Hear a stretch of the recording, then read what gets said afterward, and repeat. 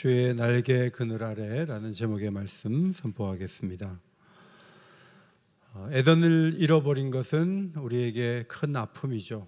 그곳은 풍족하고 평화롭고 좋은 일들만 가득한 걱정 염려가 없는 공간이었는데 범죄함으로 그곳에서 쫓겨났습니다.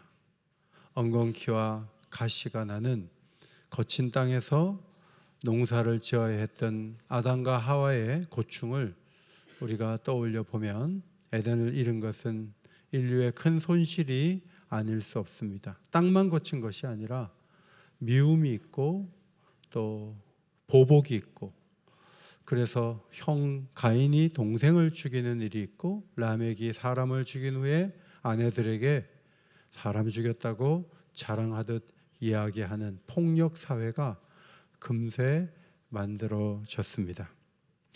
역사를 보면 작은 다툼이 커져서 국가 간 분쟁으로 비화되는 일도 적지 않게 일어났습니다. 1914년 6월 28일 오스트리아 헝가리 제국의 황태자 프란츠 페르디난트라는 부부가 보스니아의 수도 사라예보를 방문했는데 19살의 민족주의자 청년 하나가 권총으로 쐈는데 죽었어요. 사라예보에서 울린 이 총성 몇 발로 인해서 유럽 전체가 동맹끼리 연합해서 싸움이 벌어졌는데 사망자가 2천만 명, 부상자가 2,100만 명에 이르렀습니다. 애굽인들의 견제와 미움 속에 노역하다가 하나님을 섬길 자유가 있는 땅으로 출발할 때 이스라엘 백성들은 꿈에 부풀었어요. 그 땅은 젖과 꿀이 흐르는 땅이요, 하나님의 이른 비와 늦은 비만 내시면 낙원과 다름없는 그런 땅에 들어간다는 기대감을 가지고 출발을 했습니다. 그러나 아무리 풍요로운 공간이라 할지라도 갈등 없는 세상이 어디 있습니까? 미움과 분쟁, 전쟁이 면제된 땅은 아니었어요. 사사시대의 보디발이 자신의 밭에 와서 이삭을 줍던 룻이라는 여인에게, 모압 여인에게 하나님 여호와께서 그의 날개 그늘 아래 보호를 받으러 온 내게 온전한 상 주시기를 원하노라. 베들레헴에 들어와서 정착하는 이방 여인이 하나님의 날개 그늘 아래 보호를 받으러 왔다는 거예요. 이방 여인이라 할지라도 차별이 없이 존중받으며 잘 자리매김하기를 그는 바라면서 이런 말을 했는데 하나님께서 룻에게 큰 복을 내려주셨죠. 이스라엘 백성들이 가나안에 들어간다는 것은 하나님의 보호 날개 그늘 아래 들어가는 거예요. 단체가 그렇게 들어가는 거예요. 그저 젖과 꿀이 흘러서 사람들마다 몸무게가 늘어나고 평안하고 농사가 잘 되고 그것만을 보장받는 땅이 아니죠. 이 땅에도 전쟁이 있고 미움이 있고 어려움이 있지만 그것을 놀라운 하나님의 방식으로 처리하고 하나님이 꿈꾸는 세상을 이루는 도구가 되는 것, 그것이 그들이 가나안에 들어가는 이유였습니다. 하나님은 갈등이 있을 것이다, 사고가 있을 것이다, 그때는 이렇게 해라 라고 가르쳐 주셨는데 그것이 오늘 본문의 도피성 제도였어요. 갈등 문제와 미움 문제를 빨리 통제하지 않으면 이것이 큰 문제로 비화된다는 사실을 우리는 사사기에서 읽죠. 베냐민의 비류들을 보호하려고 하다가 지파 간에 전쟁이 붙어서 남자 얼마 남기고 다 죽었어요. 그래서 베냐민 지파가 끊어질 상황이 되자 시급하게 다른 지파의 여성들을 그 600명에게 데려간 그런 일들이 사사기 마지막에 나오죠. 아프리카 대륙이 왜 이렇게 낙후되어 있습니까? 제가 우간다 가봤는데 땅 좋아요. 거기도 왜 굶는지 모르겠어요. 선교사들에게 물어봤어요. 선교사님들이 얘기해요. 지도를 보시면 이것이 아프리카의 부족 사진이에요. 이렇게 많은 부족, 3,000개 이상의 부족이 있는데 오래전에 쳐들어와서 우리 할아버지, 증조 할머니를 죽였는데 우리가 칼을 갈고 언젠가 쳐들어가서 보복할 거야. 이것이 아프리카 사람들의 마음속에 계속 살아있는 데다가 이 식민지 지배를 인해서 더 큰 분쟁이 이어지고 있는 거죠. 하나님은 모세를 통해 12지파가 레위인들에게 48성읍을 주라고 말씀을 하시면서 그 중에 6성읍은 도피성이다 라고 말씀해 주셨습니다. 앞에 보시면 요단 동편에 베셀과 길랏 라못 골란이라는 이 성은 레위인이 갔지만 그 성은 살인했을 경우에 빨리 도피할 수 있는 공간으로 마련됐고, 요단 서편도 게데스, 세겜, 헤브론을 지정하셔서 어느 곳에서든지 하루길 안에 이곳에 도달하여서 재판도 받지 못하고 죽게 되는 일이 없도록 하나님은 제도를 마련하셨습니다. 의도적으로 사람을 죽였다면 사형을 피할 수가 없죠. 미움에 끌려 나무를 가지고 주먹으로 쳐서 밀어서 의도적으로 살인한 경우에는 그는 사형 판결을 면할 수가 없다고 하셨습니다. 그러나 오늘 본문에 읽은 말씀처럼 악의 없이 우연히 사람을 밀치거나 기회를 엿보지 않았지만 우연히 돌을 던졌는데 사람이 죽거나 나무를 하다가 도끼날이 빠져서 옆 사람을 쳐서 죽거나 그런 의도성이 없는 죽음에 대해서는 똑같이 사형 판결을 내릴 수가 없다는 것이 하나님의 판결 기준이었습니다. 하나님은 고의성이 없이 사람을 죽게 한다 해도 사람의 피를 흘렸다면 그 땅은 더럽혀진 것이라고 보고 33절에 이런 말씀을 주셨어요. 자, 33절 앞에 보시고 같이 읽겠습니다. 시작. 너희는 너희가 거주하는 땅을 더럽히지 말라. 피는 땅을 더럽히나니 피 흘림을 받은 땅은 그 피를 흘리게 한 자의 피가 아니면 속함을 받을 수 없느니라. 그러니까 살인한 사람이 죽어야 되는데 의도성이 없으니까 도피성에 피해 있다면, 그러면 그 아무 죄 없이 죽은 사람의 그 피가 그 땅을 더럽힌 것이기 때문에 이 부분의 문제가 남게 되는 것이죠. 가해자가 고의성이 없이 살인한 경우 무죄 판결을 받아도 피해자 가족의 슬픔과 분노가 쉽게 가라앉지 않아요. 그런데 하나님께서 이런 법을 주셨어요. 대제사장이 죽기 전까지는 도피성에 머물러 있어야 하지만 대제사장이 수명이 다해서 죽게 되는 경우에는 의도하지 않아서 도피성에 피해 있었던 그 사람이 자기 고향에 가서 살 수 있다, 이렇게 말씀해 주셨습니다.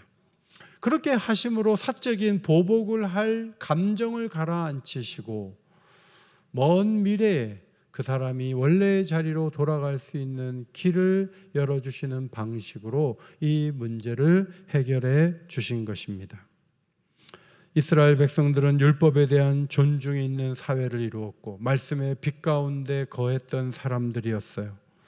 하나님은 인위적으로 조정할 수 있는 몇 년을 말하기보다는 대제사장이 죽으면 이 자연적 사건을 기준을 삼아서 법 집행을 객관성을 유지해서 주셨고 사적 감정의 개입 여지를 없애셨습니다. 그럼에도 불구하고 살인한 자가 자기 마음대로 도피성을 벗어나게 되면 살인자의 가족이 와서 죽어도 그 사람은 할 말이 없고 죽인 사람도 죄를 묻지 못하는 그런 법을 마련해 주셨습니다. 이 오래전 도피성 제도를 왜 갑자기 꺼내는가? 물론 5월 말에 맥체인 성경 읽기를 하다가 제가 읽은 본문을 오늘 설교하게 됐지만 이 말씀을 주목하는 이유는 우리 또한 그리스도의 죽음으로 하나님의 진노하심에서 벗어나 죄책에서 자유롭고 하나님 자녀답게 살아갈 수 있는 길을 보장받았다는 점에서 도피성은 남의 얘기는 아니죠. 히브리서 기자는 히브리서 10장 1절에 율법은 장차 올 좋은 일의 그림자일 뿐이라고 적었어요. 도피성과 그리스도와의 관련성을 보면 놀랍게 일치합니다. 첫 번째로 예수 그리스도가 우리의 유일한 피난처가 된다는 것이죠. 성경은 모든 인간이 죄를 지어 영원한 죽음의 위기에 처한 존재라고 진단합니다. 과실치사로 인해 잘못을 범한 이들은 언제 들이닥칠지 모르는 그 피해를 입은 가족들의 보복에 공포에 떨어야 했어요. 마찬가지로 죄를 지은 인간 또한 하나님의 심판을 받을 일을 했기 때문에 불안하고 힘든 시간을 가질 수밖에 없지만 유일한 도피성이신 예수 그리스도께 나아가면 하나님께서 우리의 죄를 용서하신다는 안정감과 은혜를 누릴 수 있는 것이죠. 따라서 이 제도의 수혜자는 도피성에 피했던 살인자에 국한되지 않고 우리 또한 그리스도의 보호를 받고 안식을 얻게 됐다는 점에서 이 제도를 주목할 필요가 있는 것입니다. 두 번째로 이 제도는 대제사장 그리스도의 죽음으로 자유하게 했다는 굉장히 중요한 관점을 우리에게 설명해 줍니다. 도피성 제도에서 신학적으로 가장 중요한 부분은 6개의 성을 세워라, 그것이 레위인의 성이다, 그런 것이 아니에요. 이 제도의 가장 핵심은 대제사장이 죽으면 도피성에 피했던 사람이 고향으로 돌아갈 때에 그를 받아줘야 한다는 법이에요. 이처럼 죄를 지은 우리 또한 영원한 대제사장이신 예수님께서 십자가에 죽으심으로 우리 또한 죄와 사망에서 완전히 해방되었다는 것이 성경의 선언입니다. 구약의 대제사장은 아버지가 죽으면 아들을 또 세워야 되고 또 그 아들이 죽으면 그 손자 되는 사람을 또 세워야 되는 불편함이 있었지만, 영원한 대제사장이신 예수님은 단번에 십자가에 죽으심으로 우리의 죄를 영원히 씻어주시는 길을 여셨다는 점에서 차이가 있죠. 저는 이 말씀을 준비하다가 젊은 대제사장이 이제 막 대제사장이 돼서, 그래서 그때 사건이 벌어지고 도피성에 피하면 충분한 시간이 확보되지만, 이제 죽음을 앞둔 대제사장이 숨을 헐떡이고 있는 그 상황에서 도피성에 피했는데 한 2달 만에 대제사장이 죽어가지고 그 제도에 의해서 고향으로 돌아가면 그 고향에 있던 가족들이 가만히 둘까? 그런 불안한 마음이 들더라고요. 아니, 그렇게 되면 어떡해? 이 제도에 이게 허점이 아닌가? 뭐 그런 생각을 하게 됐어요. 그러나 이 말씀은 무엇을 선언하냐 하면 꾸준히 이 사건이 일어나기 전에 가르치는 거예요. 도피성에 피할 수 있는데 대제사장이 죽으면 실수해서 누군가를 죽인 그 사람은 집으로 돌아갈 권리를 갖는다. 이걸 계속 가르쳐요. 그런데도 불구하고 아니 2달 만에 왔어 하고 피해자 가족이 보복하려고 가서 막 그 사람을 죽이고 하면 그 죽인 사람은 고의적 살인죄를 범하기 때문에 그는 사형이에요. 그는 절대로 용서받지 못해요. 이런 율법에 엄격한 부분이 있어요. 또 고대 이스라엘은 지파와 마을별로 이렇게 구성되어 있었기 때문에 몇 달 만에 도착을 했다면 마을의 리더들, 장로들이 움직이겠죠. 이쪽 저쪽 가면서 절대로 보복하면 우리 동네가 어려워지고 절대로 그래서는 안 된다 하고 날마다 찾아가든지 이렇게 해서 화해를 시키고 그걸 막으려고 공동체가 애썼을 거예요. 또한 대제사장의 죽음이 사고를 일으킨 사람이 고향으로 돌아갈 수 있는 하나님이 만든 법에 의한 것이 되기 때문에 이 자유를 얻은 그 자유를 행사할 때 그것을 거부할 경우에는 하나님의 주권에 대한 도전으로 받아들이기 때문에 결코 쉽게 보복할 수는 없었다 하는 거예요. 세 번째로 도피성과 예수 그리스도의 공통점, 누구나 피할 수 있는 도피성이 되었다는 것입니다. 하나님은 도피성 제도를 마련하실 때 요단 동편의 세계, 서편의 세계를 마련하셨어요. 이스라엘 자손들만이 아니라 외국인들도 객들도 사고를 저지른 다음에 맞아 죽기 전에 이 성으로 도피할 수 있는 자유를 얻게 되었습니다. 예수 그리스도를 믿을 때 흑인은 안 된다. 왜 안 되냐? 흑인도 된다. 그래서 미국이 남북이 나뉘어졌던 일이 있었어요. 여러분, 흑인도 피할 수 있고 백인도 피할 수 있는 도피성이라는 그런 교리를 가진 교회, 그 교회가 이기게 된 것이죠. 누구든지 예수 이름을 부르면 문이 열려 있다. 요한복음 4장에 똑똑하고 존중받고 공회원으로 일하는 니고데모는 예수님 복음을 못 알아들어요. 그런 일이 어떻게 일어날 수 있어요? 안 받아들여요. 요한복음 4장에 남편이 5이 있고 지금 있는 남편도 자기 남편이 아닌 그런 여자가 예수님의 말씀을 너무 잘 알아들어요. 그리고 그가 너무나 기뻐서 동네에 가서 마을 사람들을 많이 데리고 왔어요. 요한복음이 강조하는 바가 뭐예요? 예수님은 누구에게나 도피성이 될 수 있는데 도피할 만한 사람은 도피할 생각을 하지 않고 도피하기 어렵다고 생각하는 그런 사람들이 와가지고 도피하고 혜택을 누리고 복을 누렸다 하는 것을 복음서가 전하고 있지 않습니까? 네 번째로 도피성 안에 머물 때만 혜택이 있어요. 과실치사로 피해를 입힌 경우에 재판을 통해 고의가 없다, 그렇게 되었다 할지라도 도피성에 머물러 있어야 되는데 집에 잠깐 갔다 오겠다 하고 갔다가 눈에 띄면 죽는 거예요. 그러면 죽어도 할 말이 없어요. 도피성 안에 제사장이 죽기 전까지는 가만히 있어야 돼요. 이것 또한 그리스도 안에 우리가 머물 때에만 하나님의 은혜가 유효하다는 것을 설명하기에 좋은 모형이에요. 가해자가 자신의 지혜가 아니라 판단이 아니라 도피성 안에 머물 때만 보호를 입었던 것처럼 그리스도인들 역시 자기의 의로움이 아니라 예수의 공로 덕분에 내가 안전하게 된 거지, 이런 믿음을 가지고 예배하는 것이 중요해요. 바울 서신을 읽어보면 엔 크리스토라는 표현이 80회 이상 나오고요. 그리스도 예수 안에서는 50회 이상, 주 안에서 엔 퀴리오라는 표현은 30회 이상 사용됐어요. 그 안에서, 그 아들 안에서까지 합하면 200회가 넘게 바울이 이 표현을 굉장히 중요하게 썼어요. 바울은 감옥 안에 있느냐 밖에 있느냐 별로 중요하지 않아요. 유대 공동체의 수용을 받느냐 못 받느냐 절대 중요하지 않아요. 바울에게 정말 중요한 것은 그리스도 안에 머물면 된다는 거예요. 그 어떤 일이 있어도 그리스도 안에 머물면 그리스도께서 도와주시고 지지하시고 어떻게든 하나님의 도구 되어 쓰임을 받을 수 있지만 그리스도 밖으로 나가면 소망이 없다는 거예요. 오늘 장로님도 기도하셨지만 여러분 자녀들 가운데 그리스도 밖에 있다면 좌절하지 마세요. 그리고 그리스도 안에 있는 삶의 가치를 보여주고 계속 설득하고 기도해서 그들이 그리스도 안에서 우리와 함께 하나님이 주시는 축복을 누리게 되기를 주의 이름으로 축원합니다. 로마서 8장에 보면 그리스도 안에서 어떤 일이 일어나는지를 잘 설명하죠. 그리스도 안에 있으면 모든 일이 합력하여 선을 이루게 하시느니라. 여러분, 안 좋은 일이 있어요.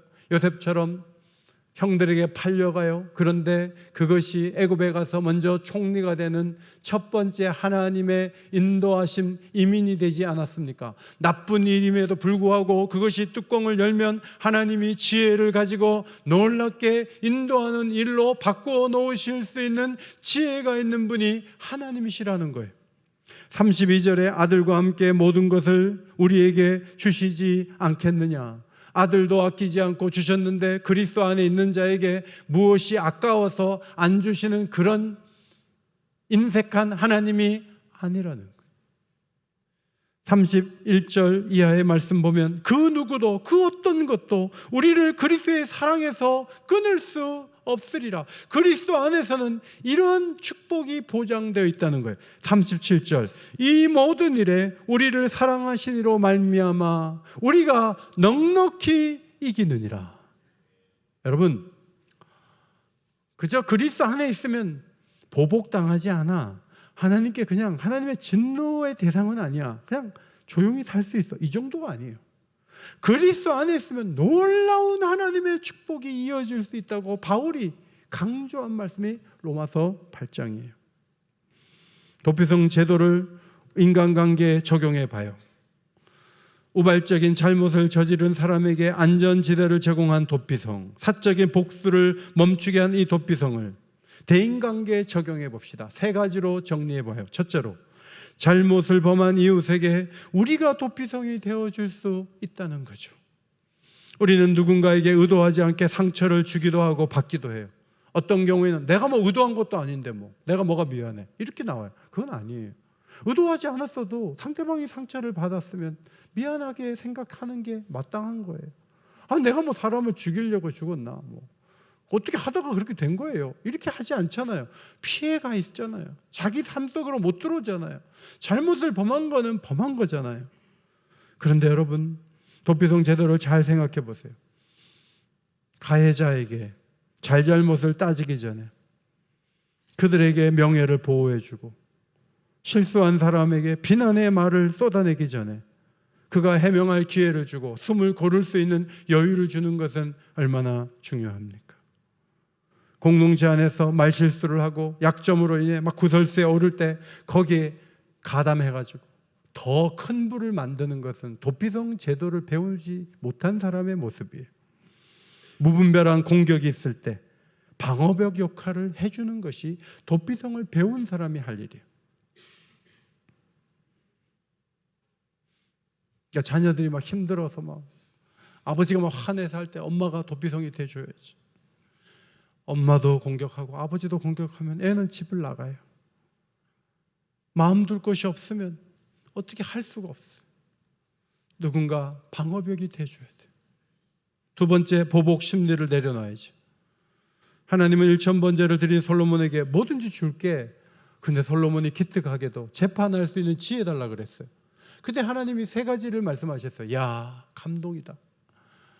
오래 사는 장수를 구하지도 않고 돈이 많아지는 부를 구하지도 않고, 세 번째, 원수의 생명 멸하기도 구하지 않았다 그랬어요. 여러분, 우리 본능 가운데 세 가지를 꼽으라면 하나님은 죄성 있는 우리 마음에 본능적으로 힘이 생기면 갚아주려고 하는 마음이 있다는 걸 하나님은 알고 계세요. 사실 솔로몬이 얼마나 잘할 때 형들에게 눈칫밥을 먹었겠어요. 얼마나 눈치를 받겠어요. 밧세바의 아들인데, 나이도 어린데 얼마나 미움을 받았겠어요. 그 형들을 한번 내가 갚아줄 거야, 그런 마음이 왜 없겠어요. 그러나 솔로몬은 그러지 않았어요. 이 갚아주려고 하는 이 마음이요, 우리를 뒤흔들 때가 너무너무 많죠. 눈에는 눈으로, 이에는 이에로. 가서 해대지는 않아도 은근히 무시하죠. 뒷담에서 이미지를 막 끌어내리죠. 쌀쌀맞은 태도로 보복을 하죠.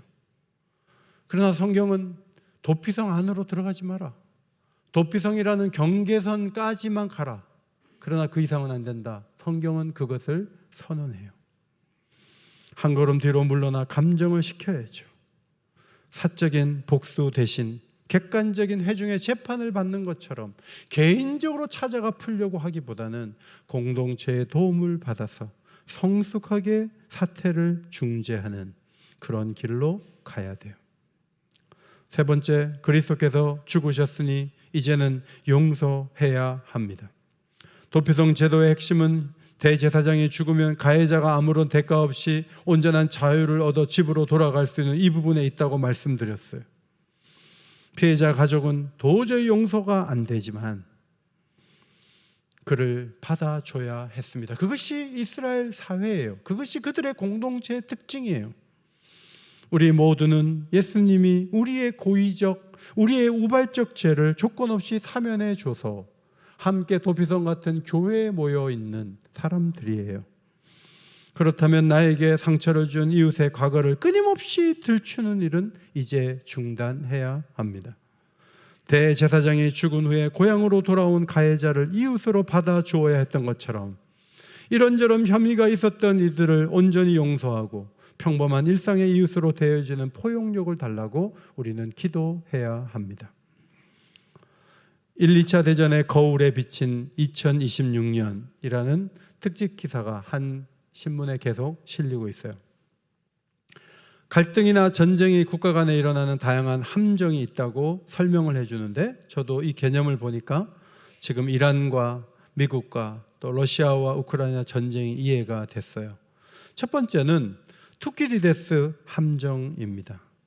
이것은 기존 패권국으로 세계를 호령했던 나라가 신흥 강국이 더 커질 것을 염려하여 전쟁을 일으킨다는 거예요. 이런 일은 최근 미국과 중국 간에만 있었던 일은 아니고, 이런 일은 스파르타가 강대국이었는데 아테네 연합국들이 점점 커지는 것을 우려하여 전쟁이 터졌어요. 여러분, 이것은 국가 간에만 일어나는 일은 아니에요. 한 사회, 직장에서도 너무나 일을 잘하는 유능한 직원이 들어와 봐요. 그러면 먼저 있었던 직장 상사들이 그 사람을 키워만 주지는 않습니다. 아니, 저 사람 잘 되면 내 자리 들어오겠는데 견제하기 시작합니다. 집안에 좋은 며느리 들어오고 좋은 사위 들어와요. 여러분, 환영만 받는 건 아니에요.